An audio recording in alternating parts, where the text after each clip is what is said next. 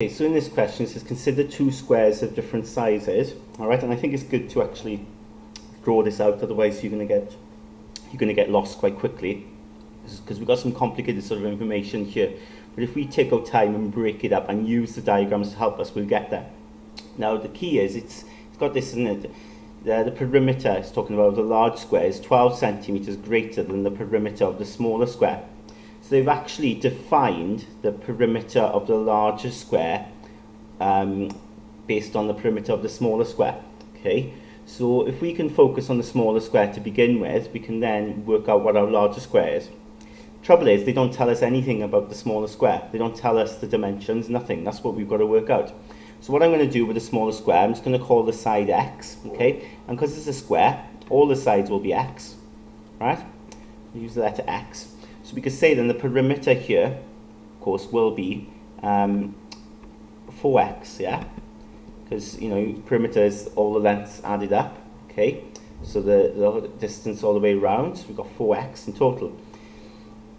Now, perimeter, as I said, of the larger square is based on the perimeter of the small square. It says it's 12 centimeters greater than it. So the perimeter here will be, it'll be 12 centimeters greater than this, yeah? So basically it'll be 4x plus 12. That's what it'll be, won't it? Because it's 12 centimeters greater than the perimeter of the small square. But what's good about this is then, because I know the perimeter of this, I can actually work out what one side is going to be, the length of one side. So if I got 4x plus 12 for the whole perimeter, remember each side is the same length, so I just need to share that by 4, okay? And if I share it by 4, I can work out what one side is. So 4x divided by 4 is x, and 12 divided by 4 is 3. So just divide each term by 4. 4x divided by 4 and 12 divided by 4. And you get x plus 3. And that should make sense, shouldn't it? Each side should be x plus 3. So when you work out that perimeter there, it's 12 more than the perimeter here. Okay, so that's good. We've got dimensions now in terms of x.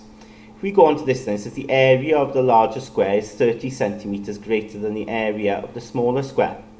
So the area here of the small square, well, we can define what the area is because we call this x. Because remember, when you work out the area, it's length times width, so that'll be x times x. So that will be x squared, okay? So that's nice and straightforward. So what does it say about the area of this? Say about the area of the larger square. What does it say? It's defined, it's based on what the area of the smaller square is, isn't it? So this is 30 centimeters greater. So what would I need to do to this to get the area of the larger square? Well, you need to add on 30, don't you? Okay, that's what the area would be of this larger square, okay? But we can also actually write an expression for the area here, can't we? This larger square, length times width. So x plus 3 times x plus 3. So I can actually say, look, the area is actually this as well, isn't it? X plus 3, x plus 3. And that's got to equal the area of the small square plus 30, yeah? That's what it's got to equal.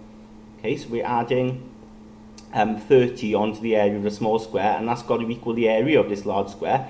And the area of the large square, of course, will be these two sides times together. So if we then multiply this out, expand this, so if I do firsts, I get x squared.